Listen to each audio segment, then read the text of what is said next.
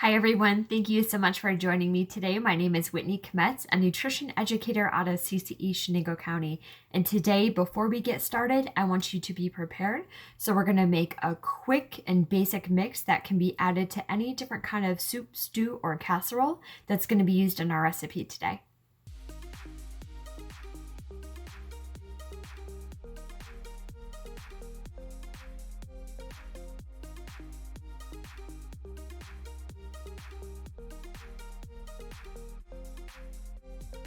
Now what we want to do is cook our noodles according to the package directions. After that, about 4 minutes before it's done, we're going to add in 1 cup of broccoli.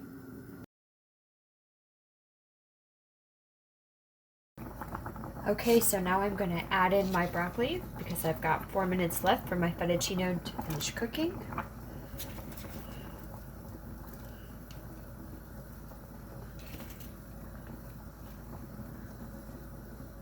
While this is cooking, this is a great time to get your chicken ready, and that way it'll be ready to go. So instead of using butter and cooking it like that, I'm just going to boil my chicken and then cube it when it's ready to go.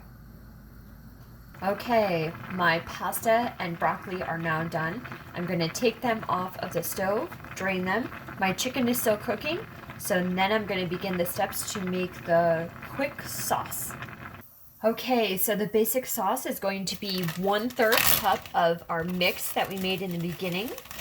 I'm going to add that in, and then it is 1 1/4 cup water, and all you want to do is you want to cook it and bring it to a boil, and then cook until thick.